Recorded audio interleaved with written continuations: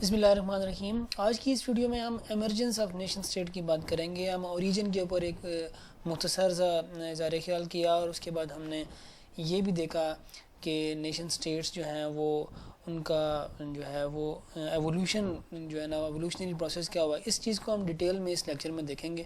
یہ تھوڑا سا بات جو ہے ڈیٹیل میں ہوگی تو کائنڈلی اس لیکچر کے باقی حصے ضرور دیکھیے تاکہ آپ کو آئی آر پولیٹیکل سائنس میں کم از کم نیشن اسٹیٹ کے ٹاپک سے سوال حل کرنے میں کوئی دشواری کسی قسم کی نہ ہو. لوگ کیا کرتے ہیں کہ پہلی ویڈیو یا فرسٹ لیکچر جو ہے وہ دیکھ لیتے ہیں, 5-10 منٹ دیکھا ہو, جلدی جلدی اس کو فاسٹ فارورڈ کر کے دیکھ لیا. بعد میں یہی بات آپ ایک دفعہ اس کو اچھے طریقے سے دیکھیں, نوٹس ٹیکنگ کریں. یہ سلائیڈز اور یہ لیکچر بالکل اس حساب سے بنائی گئی ہیں کہ آپ اس سے نوٹس ٹیکنگ کریں اور ہمیشہ اس کو میمورائز کر لیں. اپنے پیپر میں جانے سے پہلے صرف ایک دفعہ یہ ویڈیو دیکھیں, آپ کو یہ سارے کا سارا ریفریش ہو جائے گا اپنے نوٹ سامنے رکھ کر. So let start. Emergence of nation state جو ہے اس کی جو بات ہے وہ شروع یہاں سے ہوتی ہے کہ فرسٹ آف آل جو ہے نیشن اسٹیٹس تو ایگزسٹ نہیں کرتی تھیں.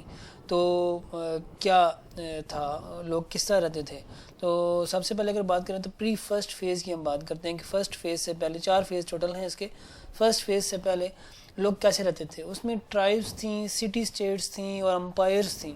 ٹھیک ہے, لوگ چھوٹے چھوٹے قبیلوں میں اور کچھ سٹی اسٹیٹس تھیں گریک کی, اور پھر بڑی بڑی امپائرز بھی لوگوں نے بنائیں جو ہے نا مڈل ایجز میں. تو وہ اس یعنی کہ پولیٹیکل جو رول تھا, پولیٹیکو ملٹری رول جو تھا وہ اس طرح چلتا تھا کہ کچھ ٹرائبس تھیں, کچھ سٹی اسٹیٹس تھیں, کچھ امپائرز تھیں. پھر بعد میں آتا ہے جی فرسٹ فیز. فرسٹ فیز میں ہم یہ دیکھیں گے کہ ہوا یہ کہ 17th اور 18th سینچری کی ہم بات کر رہے ہیں کہ فرسٹ فیز آیا انگلینڈ, فرانس اور اسپین, اور ٹریٹی آف ویسٹ فیلیا 1648 ہو چکی ہوئی ہے. اور nationalism in England, France and Spain آ چکا ہے, اور فرینچ ریولوشن بھی ہوا.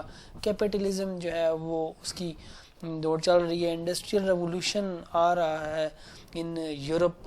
اور یہ جو 3 کنٹریز ہیں, ان 3 کنٹریز نے جو ہے اپنے آپ کو نیشنلائز کیا, اپنی نیشنل جو ہے نا وہ آئیڈینٹی کو آئیڈینٹیفائی کیا اور ٹرانسفارم کر کے اپنے آپ کو ماڈرن نیشن اسٹیٹ کی صورت میں اپنے آپ کو ڈیولپ کیا.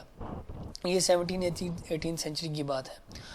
اور second phase of emergence of nation state میں اگر ہم بات کریں تو جو یورپین پاورز تھیں, چاہے وہ نیشن اسٹیٹس تھیں یا نہیں, اس سے پہلے کی بات ہے 15th اور 16th سینچریز میں انہوں نے امریکہ, افریقہ اور ایشیا کو کولونائز کیا, یعنی کہ اپنے اکنامک اور بینیفٹس کے لیے اپنے جو ہے نا رول کو ایکسٹینڈ کیا, وہاں پہ قبضہ کیا اور وہاں سے ٹریڈ کیا اور وہاں سے اس کو کالونیز بنایا ان کو. ٹھیک ہے, سینٹرل یورپ کی جتنی بھی پاورز تھیں انہوں نے امریکہ, ایشیا اور افریقہ میں اپنے اپنے ڈفرینٹ کنٹریز جو ہے نا وہ وہاں پہ قبضہ کیا, اور ان کی جنگیں ہوتی تھیں وہاں پہ قبضہ حاصل کرنے کے لیے.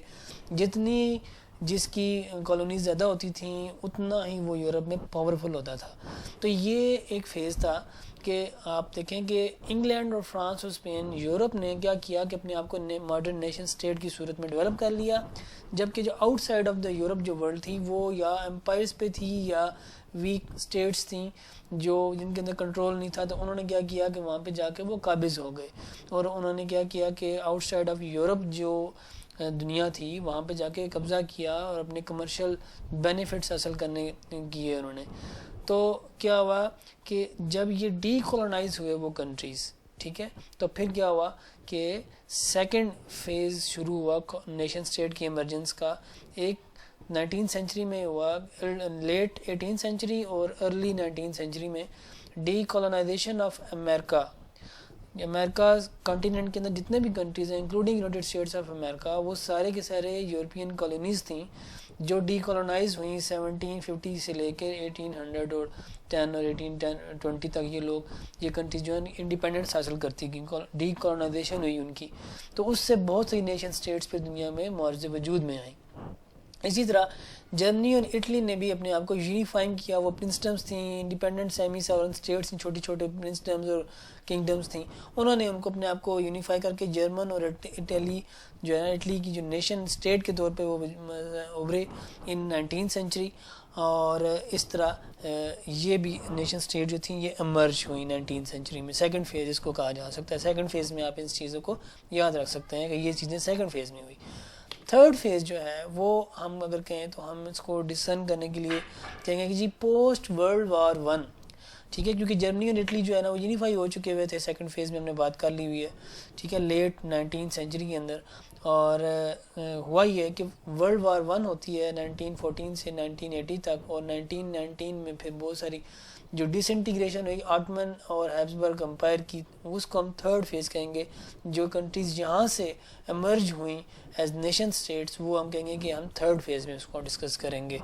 جبکہ fourth and the last stage یا phase of emergence of nation state جو ہے, اگر ہم اس کی بات کریں تو یہ بنتا ہے جی آپ کا post world war 2 and post cold war era. یعنی کہ کیونکہ ورلڈ وار 2 کے بعد بھی ڈی کالونائزیشن جو تھی وہ ان ایشیا, افریقہ اور مڈل ایسٹ ہوئی, جو پیس میلز میں چلتی رہی. یعنی کہ یہ نہیں تھا کہ ایک ہی دن سارے کنٹریز ڈی کالونائزنگ, کیونکہ ڈفرینٹ کنٹریز میں ڈفرینٹ, کسی جگہ سول وارز تھیں, کسی جگہ فریڈم کی موومنٹس تھیں, انڈیپینڈنس کی موومنٹس چل رہی تھیں, سول جو ہے نا سولینز جو تھے وہاں کے وہ اسٹرگل کر رہے تھے فار دیئر انڈیپینڈنس.